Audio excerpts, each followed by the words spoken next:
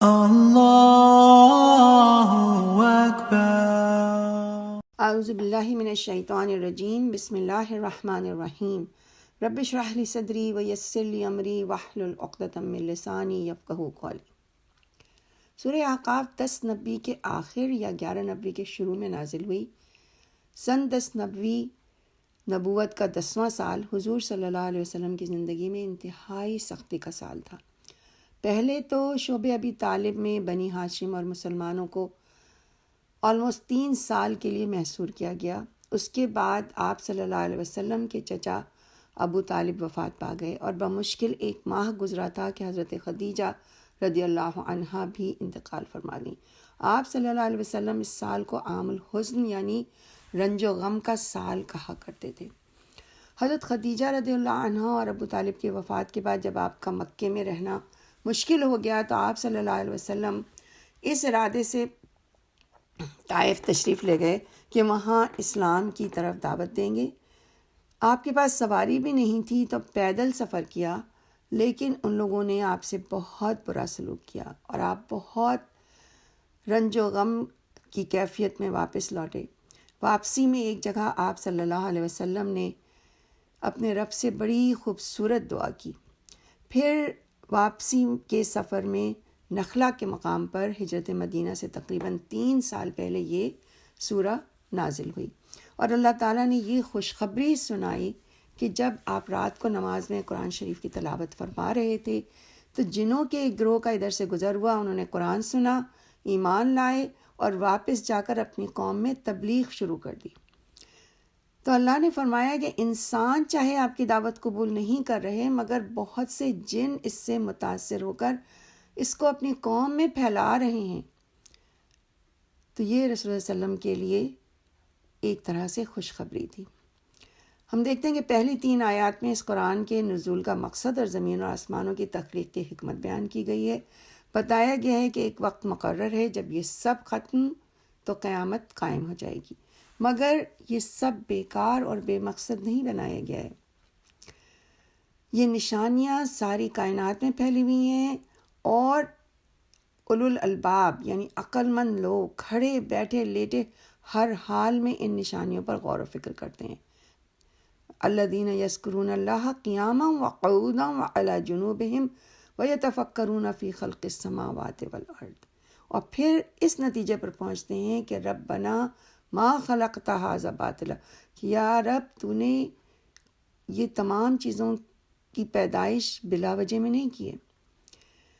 تو گویا ہر چیز کا ایک انجام ہے اور ہمیں اس انجام کو یاد رکھ کر اس کے مطابق زندگی گزارنا چاہیے۔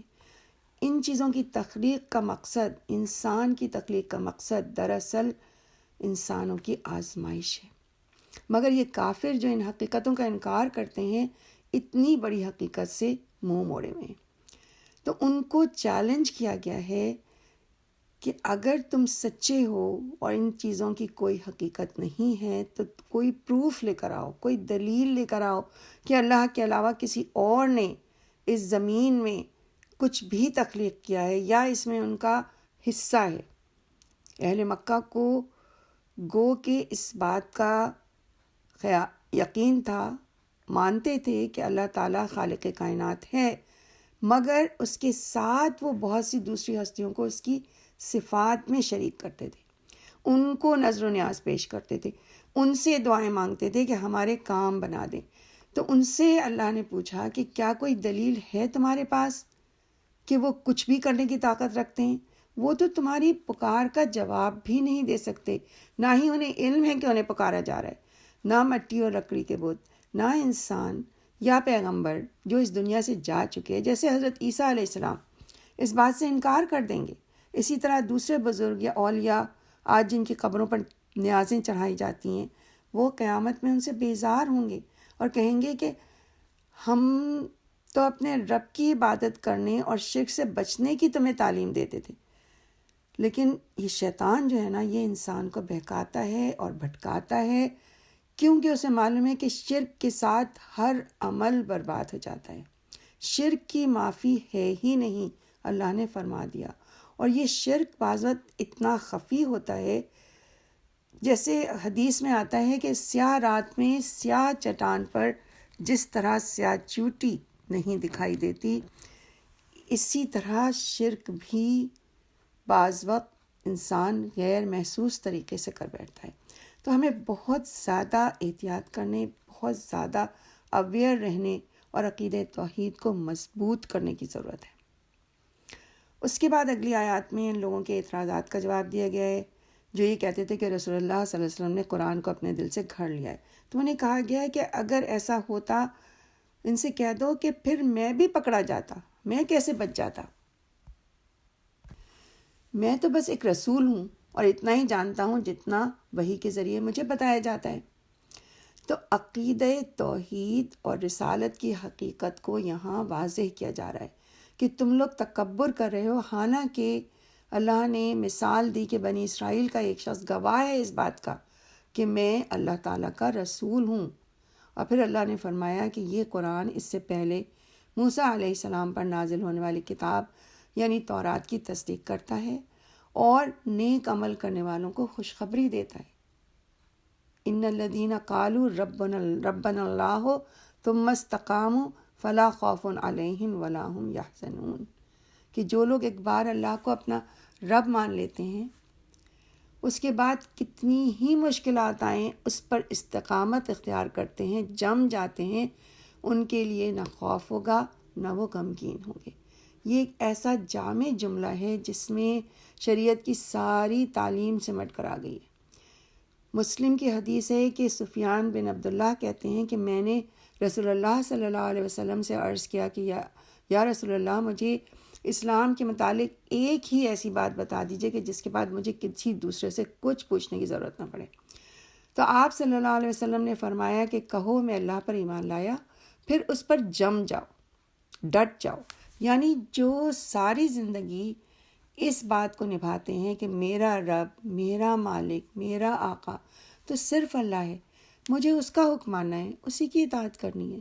پھر کوئی کتنا بھی زور دے، مجبور کرے، پریشان کرے، وہ کسی دوسرے کی اطاعت نہیں کرتے اگر اس میں اللہ کی نافرمانی ہو رہی ہو۔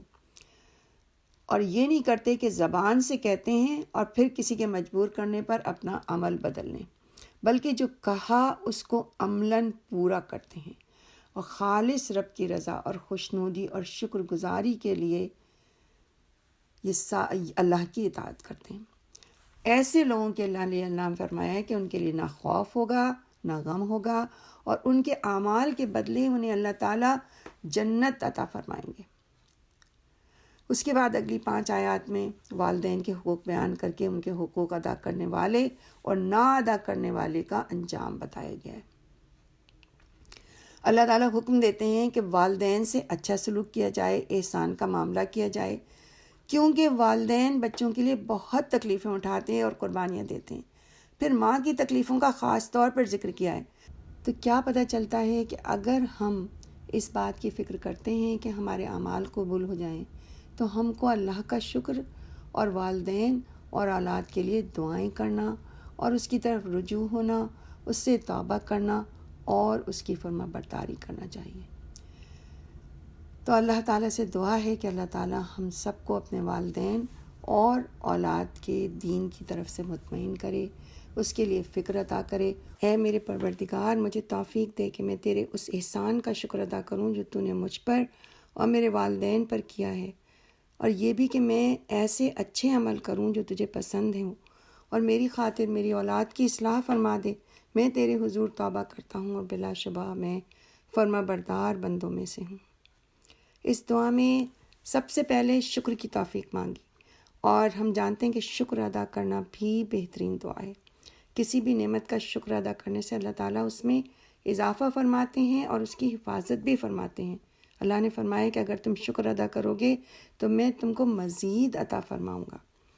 اور والدین سے نیک سلوک میں یہ بات بھی شامل ہے کہ ان کے لیے دعا کی جائے اور پھر اپنی اولاد کے لیے بھی دعا کرتے رہیں۔ تو ایسے لوگ ہیں جن کی نیکیوں کو اللہ تعالیٰ قبول فرماتے ہیں اور ان کی برائیوں سے درگزر فرماتے ہیں۔ یہ جنت میں جانے والے لوگوں میں ہیں۔ تو اگر ہم اس بات کی فکر کرتے ہیں کہ ہمارے اعمال قبول ہو جائیں تو ہمیں بھی اللہ کا شکر، والدین اور اولاد کے لیے دعائیں کرنا چاہیے اور اس کی طرف رجوع ہونا چاہیے، اسے توبہ کرنا چاہیے، اس ہی کی فرما برداری کرنا چاہیے۔ تو اللہ تعالیٰ سے دعا ہے کہ اللہ ہم سب کو اپنے والدین اور اولاد کے دین کی طرف سے مطمئن کر دے، اس کے لیے فکر عطا کرے اور ان کے لیے دعائیں مانگنے کی توفیق فرما دے دے ہمیں، آمین ثم آمین۔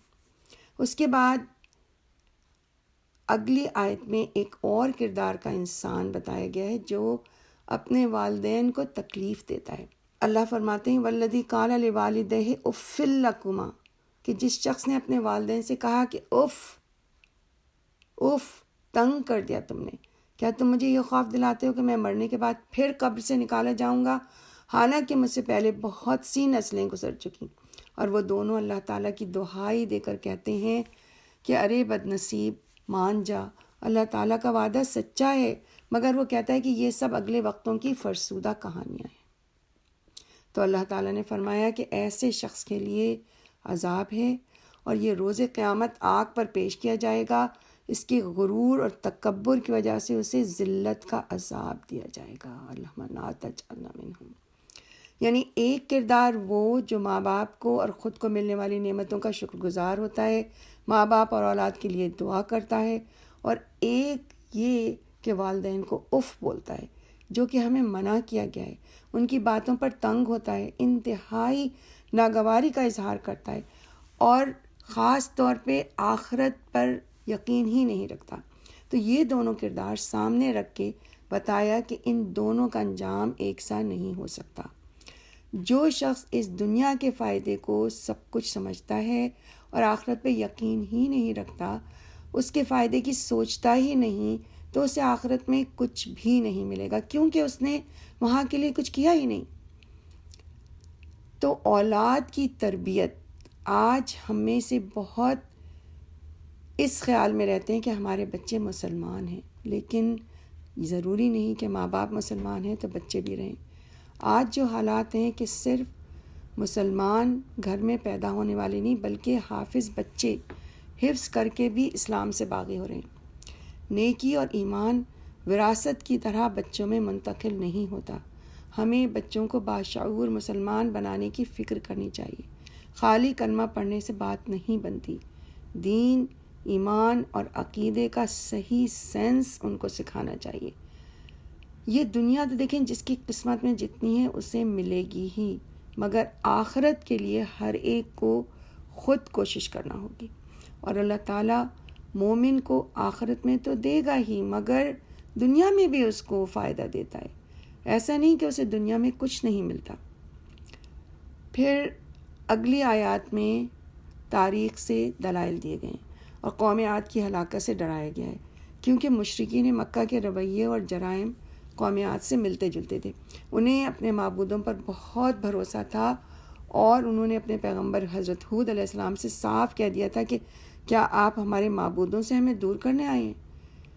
یہ اللہ تعالیٰ کی نشانیوں سے، آیات سے ان کا سب کا انکار کرتے، ان کا مذاق اڑاتے، اور انہیں اللہ تعالیٰ نے جسمانی قوت دی تھی، مال و دولت، اسکلز، مگر انہوں نے ان چیزوں سے فائدہ نہیں اٹھایا، صرف دنیا حاصل کرنے کی فکر کی اور ان چیزوں کو، اپنی صلاحیتوں کو آخرت کے لیے استعمال نہیں کیا۔ تو اللہ تعالیٰ نے اگلی آیت میں فرمایا کہ وَجَعَلْنَا لَهُمْ سَمْعًا وَأَبْصَارًا وَأَفْئِدَةً فَمَا أَغْنَى عَنْهُمْ سَمْعُهُمْ وَلَا أَبْصَارُهُمْ وَلَا أَفْئِدَتُهُمْ،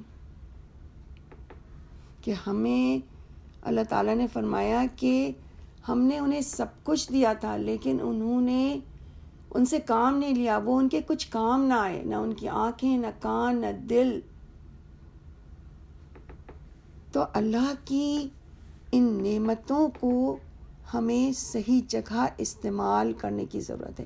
ہمیں یہ سیکھنا ہے کہ اللہ نے جو ہمیں یہ سینسز دیے ہیں، جو یہ نعمتیں دی ہیں، آنکھ، کان، دل، ان کو اللہ کے لیے استعمال کرنا ہے۔ اگر ہم انہیں صحیح جگہ استعمال نہیں کرتے اور اس اللہ ہی کو نہیں پہچانتے جس نے یہ سب کچھ عطا کیا ہے، تو گویا ہم نے ان آیات سے کچھ سیکھا ہی نہیں ہے نا، کیونکہ یہ آیات ہی تو انسان کی آنکھوں کو دنیا کی حقیقت اور آخرت کا فرق سیکھنے میں، اور یہ کان ان کو ٹھیک سے سننے میں، اور دل و دماغ صحیح سوچنے اور فیصلے کرنے میں مدد کرتی ہیں، ورنہ انسان ان قوتوں کو غلط راستے میں استعمال کرتا رہتا ہے، صرف دنیا بنا پاتا ہے اور آخرت کے لیے کچھ بھی نہیں کرتا۔ حالانکہ ہم سب جانتے ہیں کہ اس دنیا میں جمع کیا ہوا سب یہیں رہ جائے گا۔ ہم ان صلاحیتوں سے کام لے کر اپنی دنیا بہترین بنا سکتے ہیں، ڈگری اور حکومت تک ہم حاصل کر سکتے ہیں، مگر ہم یہ سوچیں کہ ہمارے بعد وہ کس کام آئیں گے۔ کسی کو یاد بھی نہیں رہے گا کہ ہمارے پاس کون سی ڈگری تھی اور ہمارے پاس کیا طاقت تھی، لیکن ہم جو بھی نیک اعمال کریں گے وہ باقی رہیں گے۔ تو پھر ان آنکھوں، کانوں اور دل کا کیا فائدہ ہوا کہ جو چیزیں ختم ہونے والی ہیں ان کی تو ہم نے فکر کی، ان کے لیے افسوس کیا، اور جو اصل میں کام آنے والا ہے، جو باقی رہنے والا ہے، اس کی فکر ہی نہیں کی۔ کیونکہ ایک مومن یہ سمجھتا ہے کہ یہ قوتیں اس کو اس لیے ملی ہیں کہ وہ دنیا کے کام کرتے ہوئے بھی آخرت کی فکر کرے۔ اصل چیز نیت ہے کہ ہم کس نیت سے کوئی کام کرتے ہیں۔ دنیا کا بھی کام ہو، مگر جب خالص ہو کر صرف اللہ کی رضا کے مطابق اور اس کی رضا کے لیے کیا جاتا ہے، تو یہی کام ہمیں آخرت میں نیکی بن کر مل سکتا ہے۔ یہی خالص توحید ہے۔ تو اللہ تعالیٰ نے قوم عاد کی مثال دے کر سمجھایا ہے کہ یہ چیزیں ان کے کچھ کام نہیں آئیں۔ ان کو اپنے پر تکبر اور دوسرے جو الہ تھے ان پر بھروسہ تھا، اور اس نے انہیں اسی عذاب کا مستحق کر دیا جس کا وہ مذاق اڑاتے تھے۔ اور پھر اس کے بعد اگلی دو آیات میں اللہ تعالیٰ نے یہی بات دوسری قوموں کے لیے بھی فرمائی ہے کہ ان ہستیوں کو جن کو وہ اللہ کو چھوڑ کر پوچھتے اور سمجھتے ہیں کہ یہ اللہ کا تقرب دلا دیں گے، ان میں سے کوئی ان کے کام نہیں آئے گا، اور نہ آیا، اور وہ تباہ کر دی گئیں۔ پھر اس کے بعد اگلی آیات میں قریش مکہ کو توجہ دلائی گئی ہے اور سمجھایا گیا کہ دیکھو، جس کلام کی، جس قرآن کی صحیح قدردانی تم نے نہیں کی، جنات نے کی ہے۔ قرآن سننے کے بعد اپنی قوم میں واپس جا کے تبلیغ بھی کی، اس کے داعی بن گئے، انہوں نے سن کر سمجھ لیا کہ یہ تو وہی کلام ہے جو پہلی کتابوں کی تصدیق کرتا ہے۔ تو وہ اپنی قوم کے پاس واپس گئے، جا کے اس کو بھی یہ پیغام دیا کہ دیکھو، اللہ کی طرف بلانے والے کی دعوت قبول کر لو، تو اللہ تعالیٰ تمہارے گناہ معاف فرما دے گا اور تمہیں عذاب علیم سے بچا لے گا۔ ان مختصر سی آیات سے ہمیں کئی باتیں معلوم ہوتی ہیں، کئی سبق ہمیں ملتے ہیں۔ دیکھیں، انہوں نے کہا کہ خاموشی سے سنو، تو ہم اپنے آپ کو چیک کریں، جب قرآن پڑھا جاتا ہے تو ہم کتنی خاموشی، کتنے غور سے سنتے ہیں۔ دیکھیں، یہ وہی قرآن تھا کہ قریش مکہ پر اثر نہیں ہوا، لیکن یہ جن سن کے اطاعت پر آمادہ ہو گئے۔ پھر انہوں نے جیسے ہی قرآن سنا، اس کو پھیلانا شروع کر دیا۔ گویا پورا قرآن پڑھنا اور عالم ہونا ضروری نہیں ہے، جو بات سمجھ میں آ جائے وہ دوسروں کو بتانا چاہیے، اور ہمیشہ سیکھتے رہنا چاہیے۔ حضور صلی اللہ علیہ وسلم نے کیا فرمایا ہے کہ بلغوا انی ولو آیا، کہ مجھ سے پہنچاؤ خواہ ایک آیت ہو۔ پھر یہ کہ انہوں نے توجہ اور غور سے پوری بات سنی تو ان کے دل پہ اثر ہوا، ان کو سمجھ میں بات آ گئی، کیونکہ انہوں نے کہا کہ انصتو، آپس میں کہا کہ خاموش ہو جاؤ، یعنی دل اور دماغ دونوں کو لگا کر بات سنو۔ تو جب ہم صحیح طریقے سے پوری بات سنیں گے تو سمجھ سکیں گے، سیکھ سکیں گے، اور جب ہم خود سیکھیں گے، ہم خود سمجھیں گے، تو ہم دوسروں کو بھی بتا سکتے ہیں نا۔ تو جب ان جنہوں نے غور سے سن کر سمجھا تو پھر اپنی قوم کو بتایا، اور اپنی قوم کو بتا سکے، پوری بات سنی، پوری بات سمجھی، اور پھر پوری ہی بات اپنی قوم تک پہنچا دی۔ اسی طرح ہمیں بھی اللہ تعالیٰ کی بات، اس کتاب کی بات، اس کو پوری توجہ سے ہمیں سننا چاہیے، اور ذہنی یکسوئی کے ساتھ سننا چاہیے۔ اس کے بعد ہم اگر کسی کو کچھ بتائیں اور اللہ کے الفاظ کوٹ کریں تو اس کا اثر دل پر ہوتا ہے، ورنہ صرف میری اور آپ کی بات کا وہ اثر ہو ہی نہیں سکتا.